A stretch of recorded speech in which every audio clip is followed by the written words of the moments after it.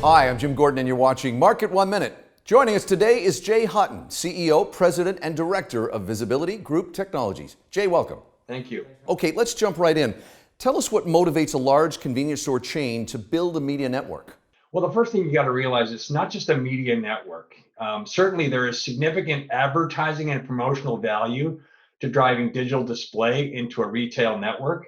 Convenience is a particularly attractive category because it has what we call FMCG, fast moving consumer goods, high velocity, high margin products. And of course, all of us are subject to influence when we go into a convenience store or really any retail. 70% of us are subjected to decisions made right at the point of sale. So certainly there's significant value in driving advertising into that marketplace. But secondly, and with visibility, we measure the entire experience.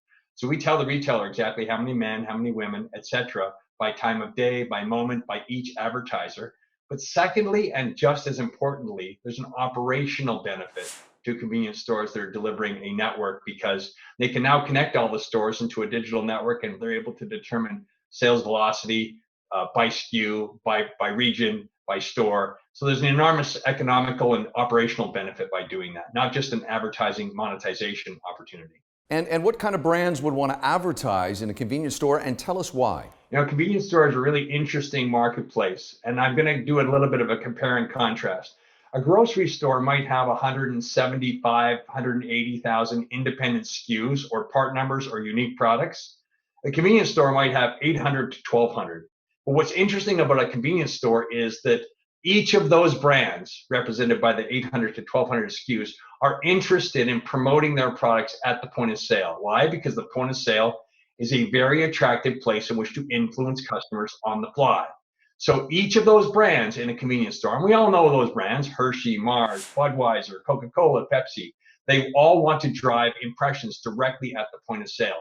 So it becomes incredibly valuable to those advertisers to drive a messaging directly to the consumers. And of course, the visibility piece is measuring the entire experience. No guesswork, no projections on what might be done, but measuring that experience every moment, every second, by brand, by time of day. And what is Visibility doing to scale this model, and how critical is it to have partners? In late 2020, we signed a very comprehensive and strategic deal with Grupo Modelo, which is a wholly owned subsidiary of Anheuser-Busch, one of the world's most iconic and noteworthy brands. Is a deal we're doing in their wholly owned retail operation in Mexico. There's 9,000 Modelo-Ramas. There's an additional 40,000 or so mom and pops under which ABI or Anheuser-Busch has extremely significant influence. Anheuser-Busch understands the value of impressions delivered at retail. They also see significant operational benefit of tying all those stores together in one operational fabric so that they can, in real time, measure sales velocity and other operational elements that are critical to their business. So having a partner like ABI, not only with respect to their participation and iconic status as a brand, but they're also a significant retailer. A partner that has one foot in each of those camps is critical to our success. Secondly, but not unimportantly, is the role that our local partner Retailigent plays.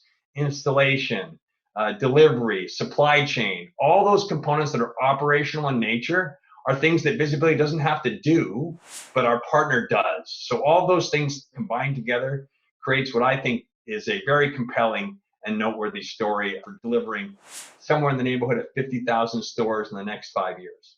What expansion prospects are there for this model, Jay, and is there a similar demand in the US? Well, we got very fortunate with the Anheuser-Busch deal. It is the largest retail digital network being developed and deployed right now in the Western Hemisphere. And because of that reason, it's got a lot of attention being paid by entities, retailers that are looking to develop their store as a media network. It's an explosive category. It's growing by leaps and bounds. But this Anheuser-Busch deal done with Grupo Modelo and Modelo-Rama in Mexico is the largest. In other marketplaces, think of grocery, drugstore, DIY. These are all areas in which digital networks are growing and having significant impact. The why? Because brands want to deliver compelling impressions and measurement directly at the point of sale. This is a very important strategic deal for visibility because of the ability for that success to be parlayed in the USA. And finally, what kind of revenue is this network likely to generate for visibility, and what are the revenue streams?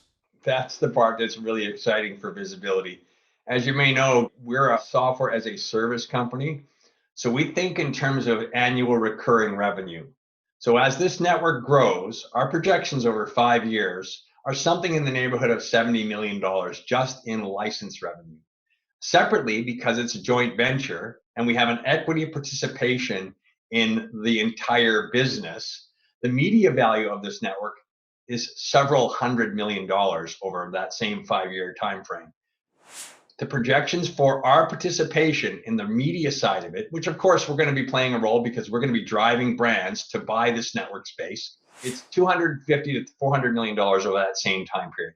So for visibility, it is a significant, compelling, and super strategic deal, not just because of its independent revenue value, which of course is compelling, but the fact that it represents a significant movement into store as media, which is a compelling and an incredibly aggressive and explosive marketplace at the moment. Jay, thanks for joining us. Thank you.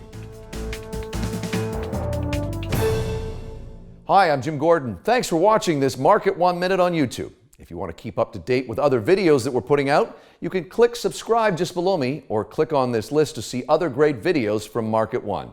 And thank you again for watching.